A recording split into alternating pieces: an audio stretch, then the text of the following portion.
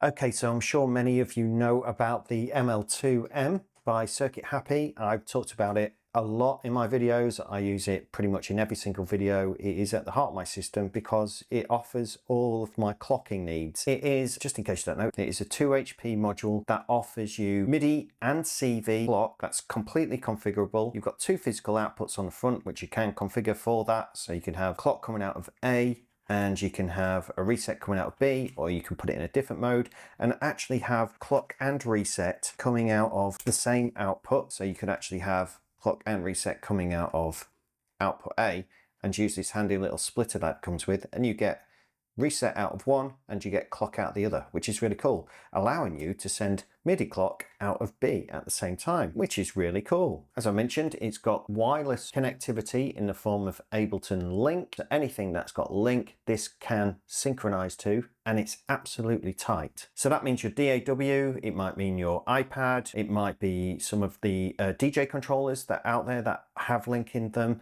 It might be your Akai Force, for example, and it's super easy to set up. And I usually use this as my master, so I send out the clock and the resets from here to somewhere else, like maybe to PAMs to distribute even more clocks, or to clock dividers, and so on and so forth. So it's been at the center of everything that I do, and I've been doing a hybrid setup for a long time now. And I should mention that there's the Missing Link Junior version, which is completely standalone. So if you don't want to put one in your eurorack, you can just have this sat on the desktop somewhere. Yeah, this powers off USB-C, you've got MIDI, and you've got same CV outputs here on it as well. So it's absolutely identical. You get the same play button on the front. You can turn your tempo up and down. You can even tap your tempo in as well, just like you can on the ML2M. Now, I was talking to Ed, who makes this wonderful product, and I started throwing some ideas his way, and yeah, he listened to me and he just went ahead and did it.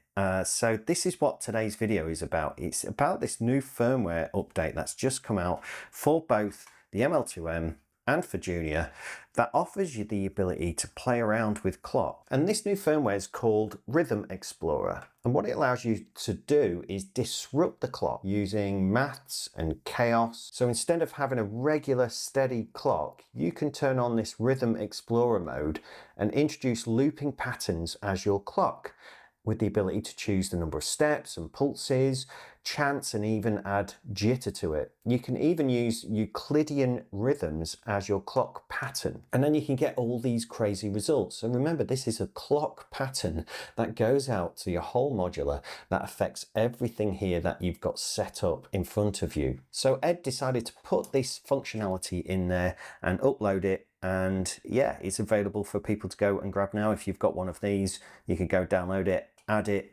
Obviously, you've still got the original functionality, so if you want a steady clock, you have that too. So yeah, it's pretty crazy, and I have to thank Ed for doing this, because it's something that I've wanted for a while. So I hope you guys enjoy this and you find a use for it as much as I do. So let me take you through exactly what this all means and show you some examples of this craziness. Just a quick rundown of what's going on here. It's not much really. I've just got a couple of oscillators. I've got an envelope opening and closing filters on them. I've got steppy here, which are triggering those envelopes opening and closing. So that's doing all of that. The nerd sequencer is just sending out a few notes to those oscillators. Very, very simple. I'm trying to keep it simple here, because what I'm going to show you with the manipulation of the clock is just, you know, how you can take something as simple as this and change it into something quite different. But the one thing that we need to know is that the clock that is feeding all of this here is coming out of outputs A and B of the ML2. And it's these outputs here that we are going to modify and change up as to the clock. Usually you would just have a normal steady clock, which it currently is, but we are going to start taking out some pulses, and we're going to play with the timing of it to affect the whole composition and everything that is going on. And that's what we're going to explore here today. Now, the only thing that's not going to get affected, you'll probably hear the kick drum here and the hi-hats.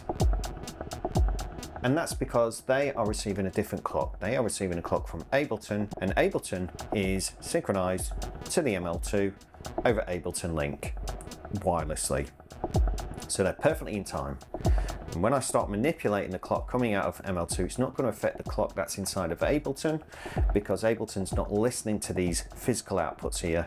Ableton is just listening and talking over the Ableton Link wireless protocol. So what that allows me to do is have a steady kick drum going, steady hi-hats, so steady drums, and everything else, all the synth lines and everything gets modified around it. So let me show you what I mean. Okay, so let's have a look at this new firmware update. If we head over to the web browser so you can actually look at and configure some of the things that you can do with the ML2M, you'll see here that we've got our usual screen where we can set the tempo, we can set our loop size, we can play around with the latency if we ever need to. I've never needed to use that, and also MIDI shift as well.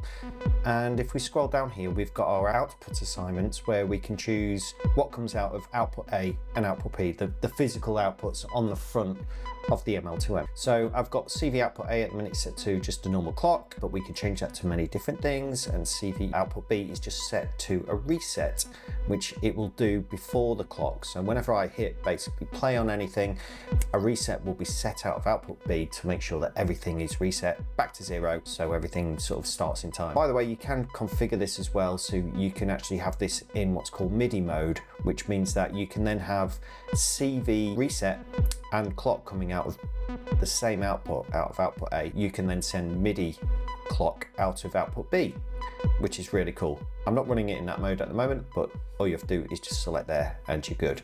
So in this mode, yeah, we can, I can change the PPQN.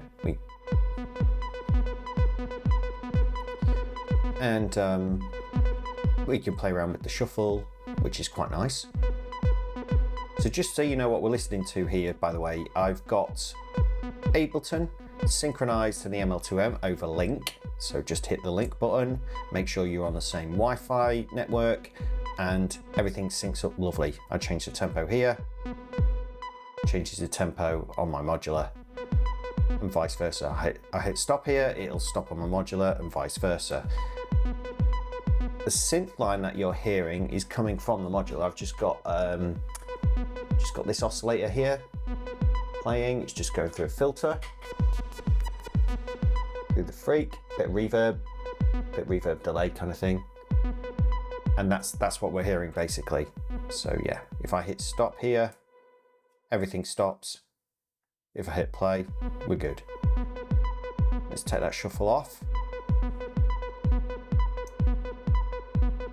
So what you're hearing there is Ableton playing straight and the modular currently playing straight, because we're just using this normal clock at the moment. Now, if I go into the new mode, which is Rhythm Explorer, we've got a load of new things to play with. Exciting times. Yes, so in Rhythm Explorer mode, we've actually got two modes to play with. We've got free assignment and Euclidean. Let's just stay on free assignment at a minute. Now, what happens here is that we're given a loop, and within that we can do a number of things with it. And this is the clock that's going out to my modular system, remember? So what I can do is manipulate this clock now in a number of ways. Before we just had, if we went back to clock here, we've got shuffle we can play with, and we can play with the PPQN and stuff. If I go to Rhythm Explorer, you can see that we've got steps that we can play around with, so we can change the number of steps, we can play around with chants, and we can play around with jitter. And these are all affecting the clock that's going out to my modular. Remember, it's not affecting the kick drum, so that's just plain straight. I've done that so you can hear what's being actually affected by this when I change it in the modular. So why? What does this mean? Well, it means that basically I can manipulate the clock that's affecting things in my modular, make things a bit wonky, add a bit of chaos. I can add a little bit of movement and that kind of thing. Or I could just make it go completely crazy.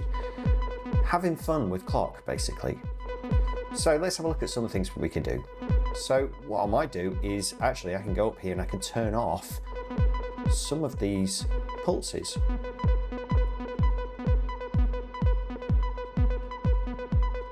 Can you hear what that's done to that synth line, to the oscillator that's playing? We've got a different groove now. Remember, the kick drum's not changing, that's Ableton. It's still synchronized to this, but it's not being affected by what I'm doing from the ML2M, because it's only these physical outputs that's being affected. The Ableton link is not being affected. So I could turn more of these off. I mean, it kind of, obviously it's dividing down a little bit because we're actually turning off some of these pulses. We could put them back on. You will hear a little jump sometimes when you change things here, but that's just because obviously you're sending out, you're changing the clock of the system, so you're going to suddenly get these little random things happening, so don't worry about that. So let's go, yeah, let's have the first 4 on, and then leave the next 4, and then we'll leave the next 4.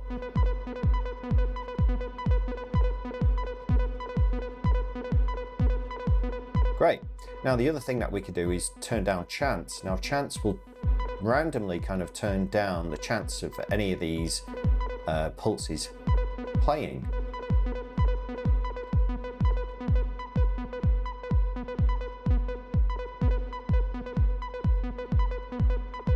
Now remember, this isn't like just triggering my VCA and stuff that I've got going on here. This is the clock that's being changed. It's kind of speeding up and slowing down based on what is going on here. I can introduce something called jitter, which adds random sort of variation to the pulses. So you might just see as I move them, you can see very slight movement there happening. You can introduce a lot of kind of random variations in that. I like it around 1, you know, because what it's doing, it's just offering a different kind of feel, and it's just kind of pushing and pulling. I guess one of the ideas about this was when I was having a conversation with Ed, I was like, you know, one of the things I find about clock, it's great when it's bang on and you need it to be bang on and you're making electronic music that requires it. Sometimes you just want a little bit of movement in electronic music. What can we do to do that? And basically this is how the concept kind of came up, and he went ahead and did it. So nice one, Ed. So yeah, let's put that back to 0. Now the other thing is we can change his steps.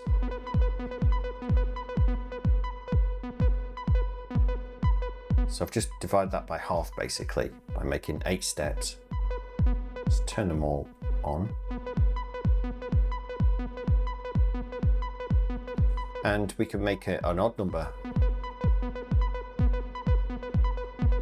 So I've just made that 11.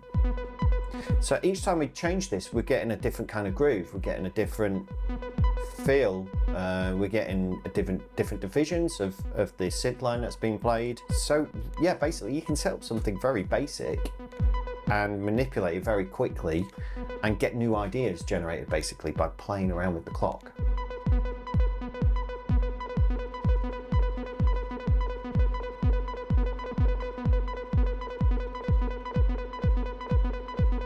Now I might just bring in my, I've got another oscillator here.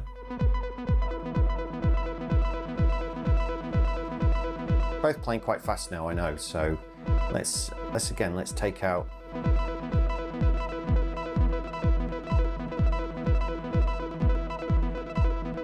and maybe make this an odd number, 11.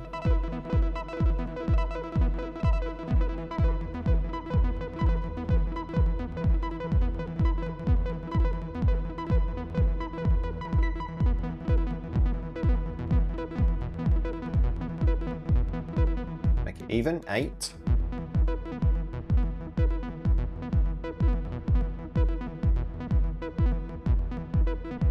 So we've got different rhythm. So you can set up a very basic kind of melody, and I mean this is playing 4 notes, it's just going up an octave of C, C2, then C3, then back down to C2, and then C1 I think, and it just goes around that. Now, so the other thing that we could do is change this to Euclidean. So in Euclidean, you've guessed it, it works on the basis of like Euclidean rhythms. So there's a few more different things that we can do in here. So we can't actually manually turn off any steps here, but what we can do is reduce the number of pulses, and this is using Euclidean rhythms to kind of decide where those pulses get turned on and off.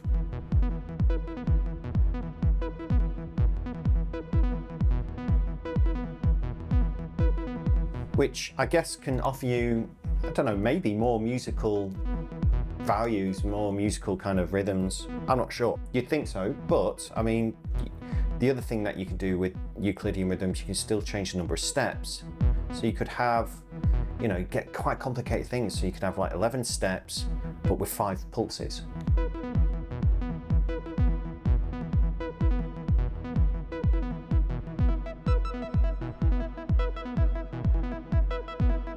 You get something like that.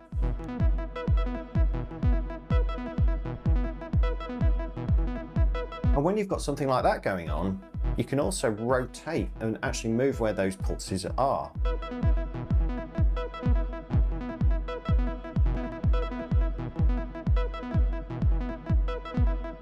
So they've moved in time now. Again, we could change the chance of when they play.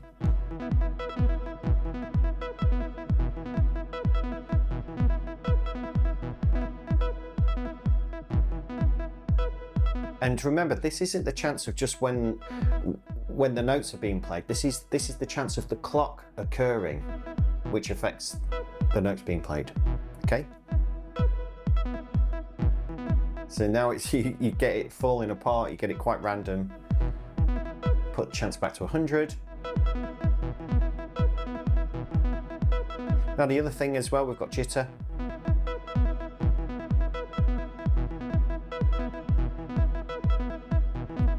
Again, just adding in, don't know if you can hear it.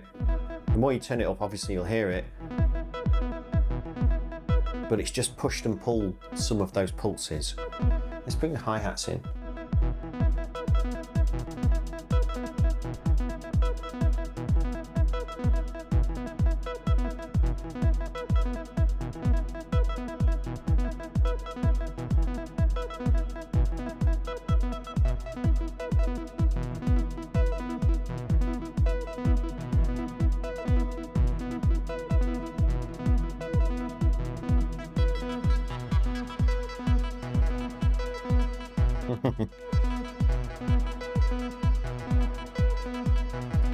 Let's maybe add more pulses.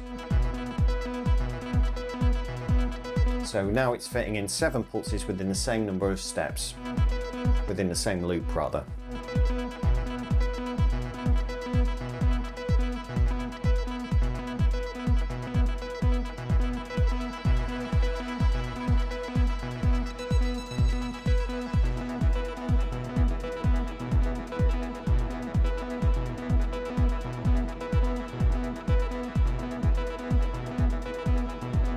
Turn the kick and the hat down a little bit.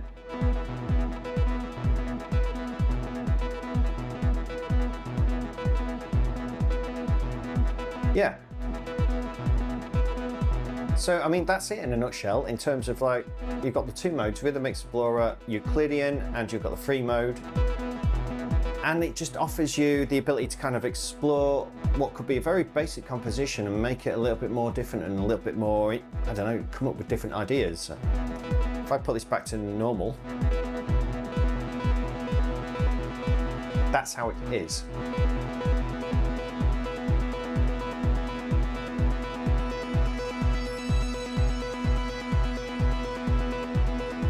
Which might be what you want. But let's try again. Let's see what else we can get out of this. So let's reduce the number of steps down to 7, let's say.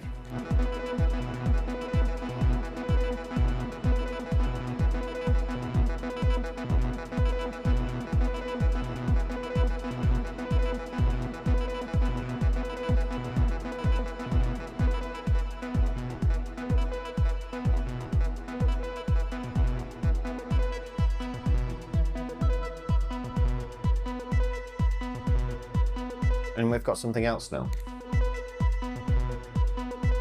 Let's rotate them, so we're going to move them in time. And it should sound different 5.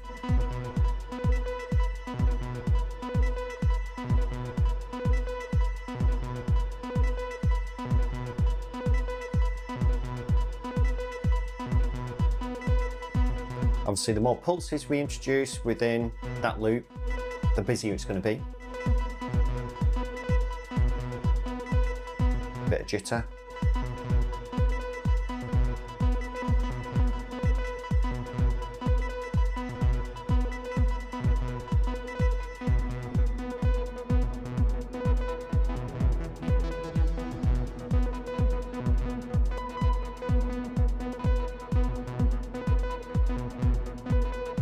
Let's go back to free assignment mode.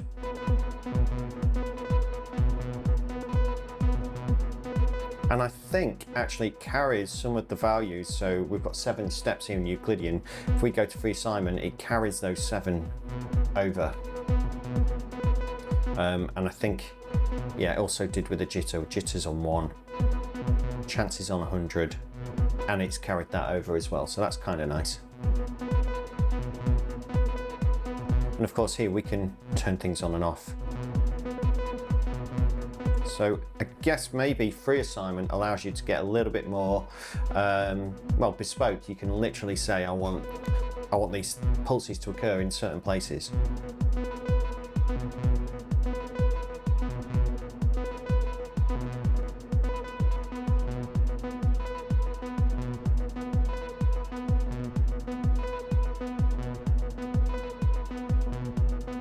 Yeah.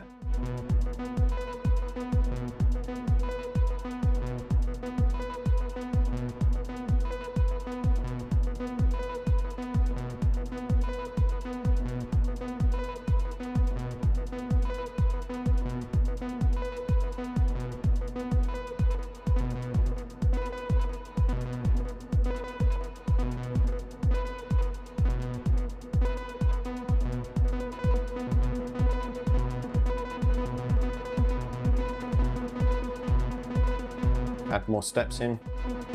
And again, if we take the chance right down, we don't get anything.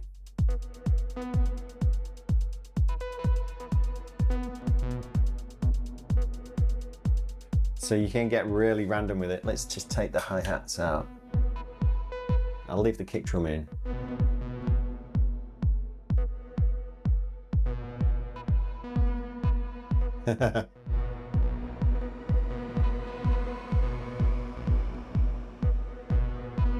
You know, if that's where you want to go. And I suppose this actually might work really well as well for kind of ambient music. Just turn the kick drum down.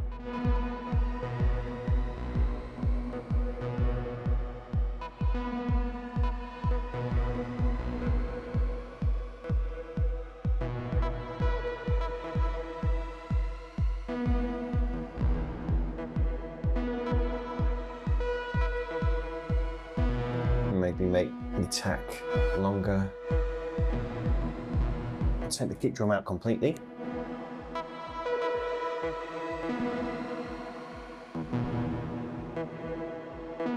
So you can see maybe where this might go with kind of more abstract ambient compositions as well.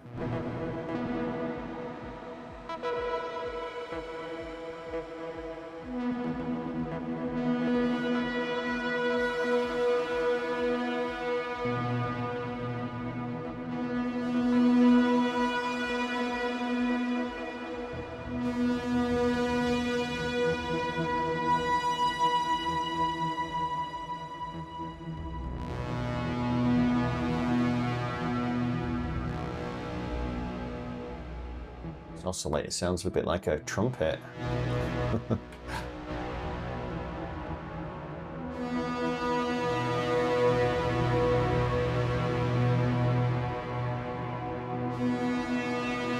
Yeah, you know, a bit more delay, finessing that. You've got yourself this kind of ambient composition. I should also add that there's also the ability, obviously we can play around with the tempo still. We can divide that, or we can multiply that. We could do the same with the loop size as well. So at the minute we've just had a loop size of 1 basically, and we can make that longer. We've doubled it now effectively. We can keep going, and we can half the speed. So now we're slowing things right down. We've got a larger loop size. We're going to get a lot less pulses occurring.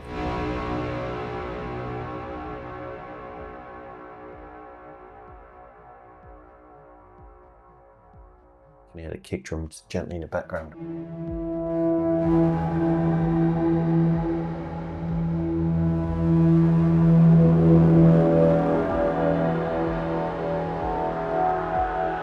Bit of distortion there. I think I'm overloading the effects.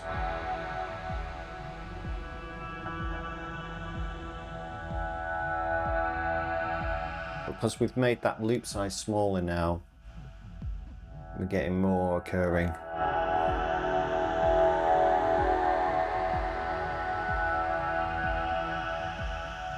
Nice.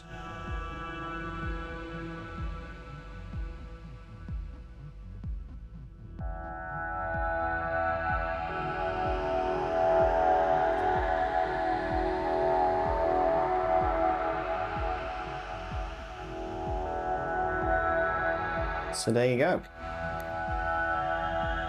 I mean, I didn't program this. This is all caused by the clock changing. So yeah, thanks for watching. This is the new firmware update for Circuit Happy's Missing Link. Don't forget this works for Junior, the standalone version, as well as the eurorack version as well, and it's absolutely free and it's come out. And yeah, thanks to Ed for implementing this and for humouring me. And if you've got it and you download it and you find it useful, let me know. If you've got any other ideas about what this could maybe do, or if you're going to use it or anything like that. Maybe you're thinking, what? Why do you want to change a clock? You want it to be steady, you want it to be absolutely bang on. Yes, you do sometimes, but also sometimes you want it to offer or maybe do something like this. You know, don't forget, with this particular product, you can have it running with your DAW, which is not affected by this. So your DAW can be running in time, but with a solid clock. It can output that clock like I'm doing here and send it around places in conjunction of using with this new Rhythm Explorer mode. So yeah, thanks for watching, and don't forget to hit like, subscribe and all of that. Thanks for supporting the channel. It's really cool of you. See you soon. Bye now.